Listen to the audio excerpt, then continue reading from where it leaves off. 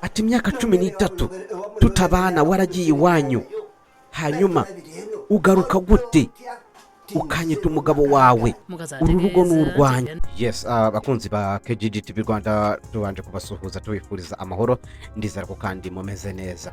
Uyu munsi tuje kugana ku ngingo ihambaye cyangwa se nziza cyane, twibaza ese koko abagore bakunda abagabo bafite amafaranga, ese ni iki gishobora gutera by'ukuri umugore kuba yata umugabo kubera ko adakene? Mu gihugu cya Uganda hari inkuru tugiye kumva hano, ni inkuru ngiye kubashyiramo gatoya, hanyuma turaza kugaruka tuyumva tunayisesengura. Ese biterwa n'iki kuba umugore yata umugabo kubera ko nta mafaranga afite? Ni iki gishobora gutuma umugore nyirizina, ese umugore wari ufitiye umugabo we urukundo yamuta kubera ko nta mafaranga yarahari? Reka tuze tugaruke twumve. Okutusira mulagiridde ekyalo ekiddako ne bamutegeeza nti ebbaji yazimba ennyumba yana wasomo wale boka maziba Zaina Nakagolo. Yewe yanyejeje ko rwose azamboneraho kuba amaze kubinyumvisha, njye nibwo nafashe inzira nerekeza aho yubatse, kandi yaranyemereye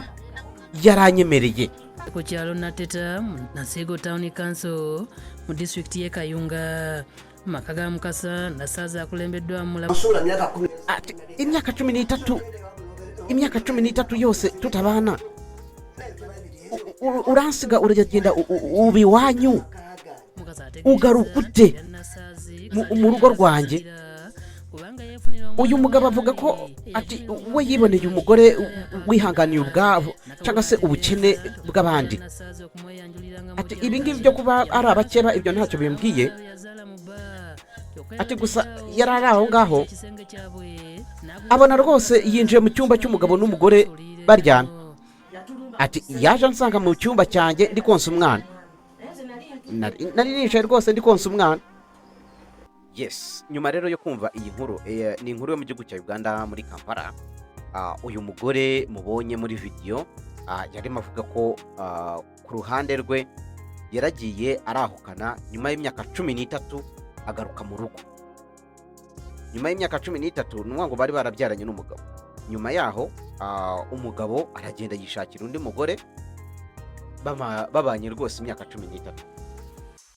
Nyuma y'iyo myaka 13 umugore aza gutohoza ko uko umugabo ameze, bamubwira ko umugabo yaje gukira, yaje kubona amafaranga, yaje no kubaka. Hanyuma umugore yumva ntibikunda pe, aravuga ati umugabo wanjye n'uyu nguyu.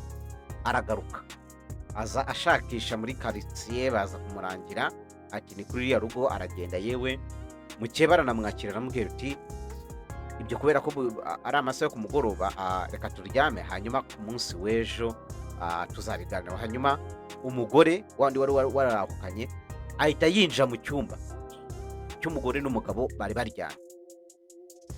Hanyuma tukibaza ati se ni iki gishobora gutuma nyirizina umugore wari ugufitiye urukundo aguta? Ese birashoboka ko umugore yaba yaragufitiye urukundo ariko kubera amafaranga akaba yagusiga? Cyangwa umugore utagukunda yaza kubera amafaranga urukundo rukiza? Hano hanze hasigaye haraje ikintu cyaho cyane cyane imitungo iba impamvu ndakuka cyangwa se impamvu nyirizina yuko umuntu ashobora kwihigamo urukundo akaruhiga atagukunda, ahubwo kubera wenda ibyo utunze cyangwa se ibyo atekereza kuzatunga. Ashobora kugenda ku bumenyi wenda ufite, ku bantu muziranye, ukaza ukora, ku byo wamwijeje. Hari na bamwe bagenda bakabeshya bakavuga ati twebwe impamvu tubona gutya, ngewe mfite inzu ahantu runaka, ariko kubera ko wenda umugabo iyo yakunze nk'umugore ashobora kugenda akamubeshya ibintu, akamubwira ati ngewe ntunze ibi, hanyuma umugore akaba yagukunda muri ubwo buryo. Kubera ko igihe cyose abagore babakunda cyangwa se baba bashaka kuba protected cyane n'ibintu bari like mu buzima bwabo busanzwe. Hanyuma iyi nkuru nayiguyeho cyangwa se nk'uko tubikesha ikinyamakuru Bukedeto muri Uganda, uyu mugore amaze kwahukana umugabo yaragiye arashakisha ashaka umugore ariko by'ukuri ashaka undi mugore atarakira ahubwo barakora bamaze gukora barubaka biza kumenyekana ko yakize umugore aragaruka mwebwe murabyumva mute ese uyu mugore afite ukuri kuba yagaruka mu rugo rwe cyangwa umugabo afite ukuri ko kwanga uyu mugore yagiye avuga ko yagiye ahamagara umugabo we nyuma y'uko yahukanye aravuga ati wowe ikintu ugiye gukora ngwino usange kwa mabukwe dufite inzu tubane mu rugo iwacu aho ngewe mvuka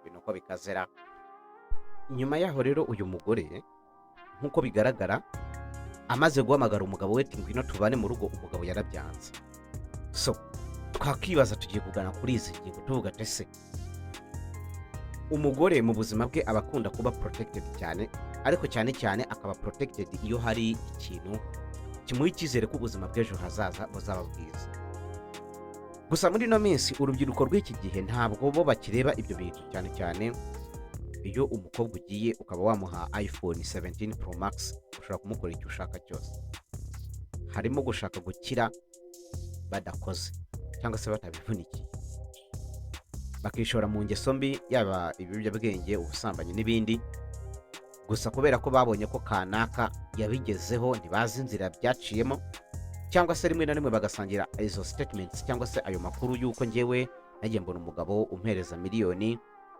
turaryamana kuryamana ntacyo bitwaye umwana akakurira muri ibyo ngibyo ugasanga umugore niba amaze kwahukana akamara imyaka 13 by'ukuri nta kintu na kimwe kiba kimuha uburenganzira muri urwo rugo cyane cyane ko aba yararutaye niyo yaba yarasezeranye akagenda akahukana imyaka 13 muri Uganda ntabwo mvuga mu Rwanda ubwo mu Rwanda muraza kutubwira iyo umaze imyaka 13 nk'uko RDC cyangwa se umuyobozi bari bahuye muri office yabigandiyeho yavuze ko niyo waba warashakanye byemewe n'amategeko ukamara imyaka 13 warataye umugabo icyo gihe nta kintu cyawe kiba kikiri aho ngaho mu minsi yashize byagiye biba nka business umugore akaza kubera ko wenda kubonye imitungo akaza ukabona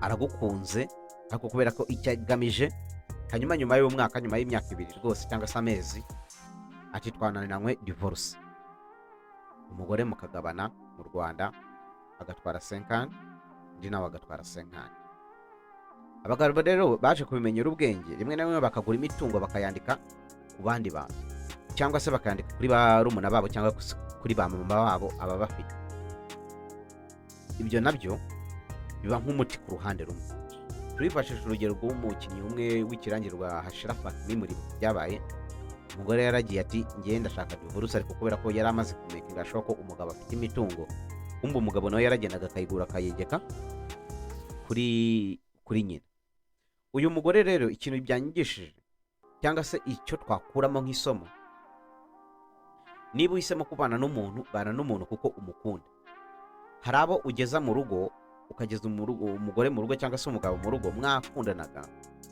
ariko kubera expectations yatekereza ko waba ufite urumva niba waragendaga kumutereta cyangwa se mukiri muri fiançailles cyangwa se muri datings sometimes ntabwo werekana rwa ruhande rubi niba uri umusore uragenda ukodesha imodoka ushobora no kugenda ukamubwira ati imodoka ni iyanjye cyangwa se ukagenda ukaba uba muri apartment cyangwa se uba ahantu mu nzu nziza ati iyi nzu ni iyanjye kumbe urayikodesha so yaza nyuma y'amezi nyuma y'umwaka akaza gutahura ukuri harimo kuba mutarabwizanyije ukuri ariko sometimes abahungu bakavuga ati uyu mukobwa bitewe n'ukuntu mukurikiye cyangwa se ukuntu mukunze numva ngiyewe ku ruhande rwanjye namubeshya ariko nkagira icyo ngeraho like namuha proofs zose cyangwa se namuha ibintu byose cyangwa se namubeshya uko nshoboye kose ariko kugira ngo uyu mukobwa mubone mutesha abandi basore n'umukobwa buriya ngo iyo yagukunze hari abantu batatu ngo utagira inama umugabo ufite amafaranga umukobwa wakunze ikindi ntabwo nibuka neza ariko muraza ariko ni ibintu bitatu sometimes ingo z'iki gihe kubera ko zubakiye ku binyoma usanga zitanaramba kubera ko ingo z'iki gihe umugore aragenda agashabika, umugore agashabika, sometimes bigarurana n'uko wenda umugabo rimwe na rimwe umugabo akaba arusha umugore umushahara, still umugabo akaba ariwe uprovidinga mu rugo, ibyo birumvikana. Ariko se iyo umugore ariwe urusha umugore salary cyangwa se umushahara bigenda bite? Ese umugore yakubaha umugabo we byitwa ko amurusha umushahara? Biragoye, ni bakeya, ntabwo mvuze ko bitabaho ariko ni bikeya. Ikindi cya kabiri, usanga rimwe na rimwe umugore niba yaramaze igihe adakora akaza kubona akazi, umugore noneho agatangira kurira umugabo, kuvuga uti urakora nanjye ndakora, deje ubwuzuzanye byarangiye. Umugore rimwe na rimwe akagenda akaba yaba umwasama cyangwa se umugabo akaba umwasama. Urugo iyo rwatangiye kuzamo ibyo bintu by'ubwasama, buri umwe arashaka gukora ibintu bye cyangwa se sometimes no kugenzurana ibintu nk'ibyo ngibyo. Ubundi abantu bakuru mwahuye mukuze, nta mpamvu y'uko ujya kugenzura mugenzi wawe. Nimba uzi ko waje kubaka urugo mukaba mufite abana 3, 4, 5, 2, 1, ni ngombwa ko mubanza gufokasinga cyane ku bana kurenza uko mwebwe mwifokasingaho. Niba mugiye ku bana mukiyemeza ko abo bana niba biga, niba babona ibikenerwa byose kugira ngo bajye batendinge ishuri, ikibi ni uko yaba umugabo wenda urugero akora n'umugore akora ariko abana bakaba babayeho nabi, icyo ni ikibazo. Ariko niba umugore akora umugabo akora, sometimes biba ngombwa ko like mufatanya kugira ngo ikintu cyangwa se urugo rwanyu rutera imbere. Abana banyu niyo like niwo cyangwa se nicyo gishoro mugomba kubashoramo cyane cyane cyo kwiga, cyane cyane ko ngubu kugira ngo ubone umuntu ufite imitungo irenze kwiga cyangwa se inka, amasambu, iki n'ibiki byose, sometimes biba bigoye. So ikintu cyonyine wafasha nk'umubyeyi wafasha nk'umwana wawe ni ukumurihira ishuri ryiza. Nk'uyu mugore rero wagiye akamara imyaka 13 yahukanye, icyambere nta rukundo yari afitiye umugabo we, yarakurikiye imitungo, hanyuma nyuma aza gusanga ntayo. Ikindi kigaragaza ko yarakunze imitungo nuko nyuma yuko amaze kumenya ko umugabo yubatse akamara kubaka akazana umugore, yaje kugaruka mu rugo avuga ati aha hantu twarabanye, uyu ni umugabo wanjye. Kuki umugabo ukize agira abagore cyangwa se agira umukunzi hanyuma umugabo ukennye? Ariko mu Kinyarwanda hari aho bavuga ngo umugabo ukennye akundwa nande, ngo na nyina gusa. Ubwo rero abatabafite ni ukubihanganisha. So rero turaza gukomeza tugana kuri ibi bintu, mutubwire uko mubyumva. Ese ukurikije iyi nkuru, ukurikije n'ibitekerezo nagiye mbaha, ese urugo nyakuri ruba rushingiye ku mitungo cyangwa se urukundo nyakuri, I mean urugo nyakuri rushingiye ku rukundo? Ese birashoboka ko umugabo w'umukene yakundwa? Ese birashoboka ko umugore w'umukene yakundwa? Muze kuduha ibitekerezo byanyu muri commentaire. Iyi ni KGDTV Rwanda, njyewe ni Jean d'Amour Kwihangana. Dukomeze kubana ariko muze no kutubwira uko mwebwe mubyumva.